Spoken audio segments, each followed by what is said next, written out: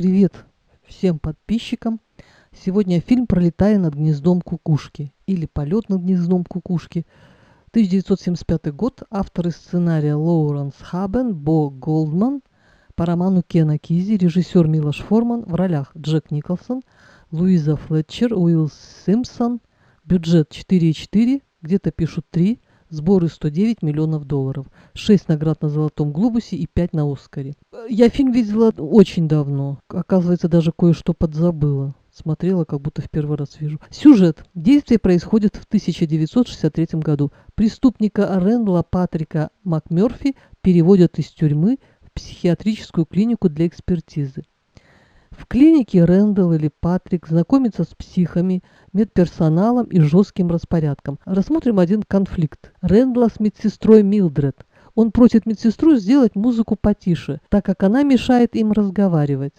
Казалось бы, безобидная просьба. Рэндалл был вежлив, Милдред тоже. Свой отказ она объяснила тем, что есть больные, которые плохо слышат. Хотя я уверена, что эта музыка, ну нафиг, слабослышащим не нужна.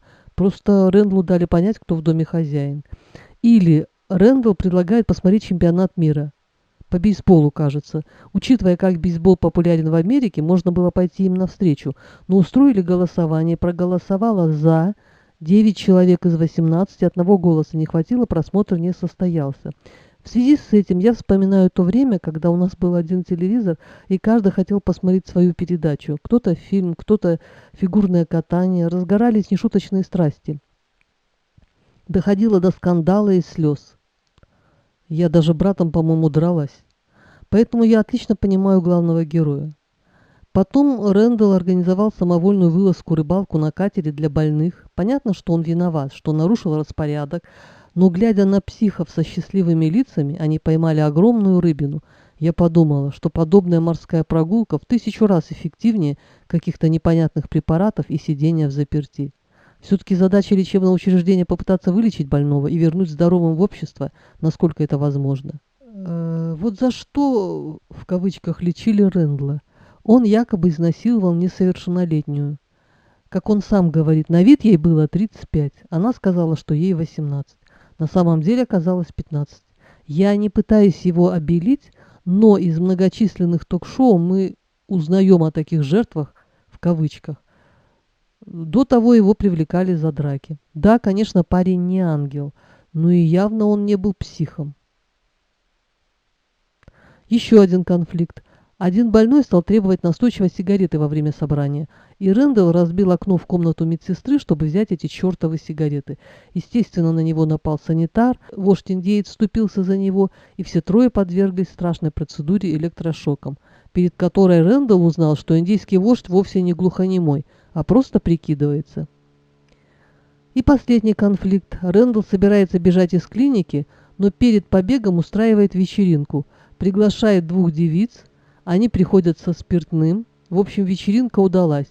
Но на утро пришедший медперсонал обнаруживает полнейший разгром, спящих на полу больных. Среди больных был парень-девственник, и Рэндалл решил устроить ему подарок в виде девушки. Так утром их застали вместе спящими, медсестра устроила скандал и грозила парню, что все расскажет его маме. Он умолял не рассказывать маме, он сказал, что Рэндалл его заставил это сделать, санитары потащили его куда-то, но случилось так, что он перерезал себе артерию на шее, если я правильно поняла. И парень умер. Рэндалл набрасывается на Милдред, медсестру, и душит ее, пока санитары не оттащили его. Естественно, за этим последовало наказание электрошоком. Когда санитары его притащили после этих процедур, он был полнейшим овощем. Вождь подошел к его кровати и произнес: «Мы уйдем вместе, я готов». Но когда он приподнял Рэндалла, тот был настолько плох, что даже не мог держать голову. И вождь произносит: «Я тебя не брошу, я заберу тебя с собой». Берет подушку и душит его. И наступает кульминационный момент. Я на этом моменте всегда плачу. Вождь проходит в душевую и вырывает тумбу, куда прикреплены краны. Начинается потоп. Он бросает эту тумбу в окно, разбивая решетку и стекло, и попадает на свободу. В финале индеец бежит рано утром по зеленой лужайке, наверное, в сторону Канады. Фильм длится 2 часа 14 минут, но ни разу у меня не было желания промотать или подумать, какой длинный фильм. И еще у меня сложилось впечатление, что медперсоналу было в удовольствие издеваться над людьми. Дай хоть какую-нибудь власть даже над психами, и ты увидишь человека в его лучших, в кавычках, проявлениях. Все эти психические расстройства и диагнозы, да простят меня специалисты, не имеют четких границ, если можно так сказать. Нельзя разделить психи налево, нормальные направо. Ну, иногда, во всяком случае. Каждый из нас однажды может оказаться слева, может выплыть и вернуться направо, а может и нет. Я думаю, что могу говорить об этом. Лет 20 назад я потеряла близкого человека. А потом тут же простыла, у меня поднялась температура. В это же самое время я взяла кусок дыни из холодильника и отравилась. У меня началась диарея. Так получилось, что никого рядом не было. Нервный срыв, температура, обезвоживание сделали свое дело. У меня начались галлюцинации. Мне виделось, что близкий человек жив. Я несла какую-то пургу. Меня положили в больницу, месяц я приходила в себя. Больше я такого состояния не испытывала. И еще один момент. У меня был дядя, умнейший человек. Он уже давно умер. По темпераменту он был холерик.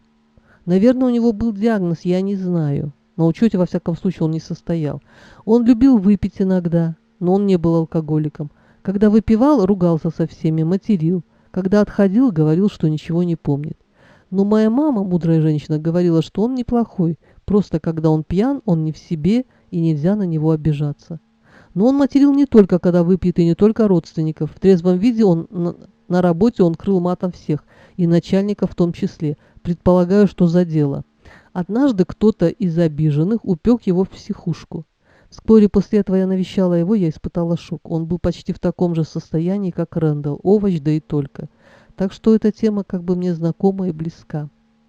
Для общества они изгои, и их жизнь мало кого интересует. Но надо понимать, что жизненные обстоятельства однажды могут сложиться так, что вы окажетесь слева, и выплывете ли – большой вопрос. Прошло 47 лет, но фильм по-прежнему вызывает интерес, наводит на размышления. Это ли не лучшая оценка фильму? На сегодня все. Всем здоровья и удачи. Подпишитесь на канал, даже если ролик вас не впечатлил.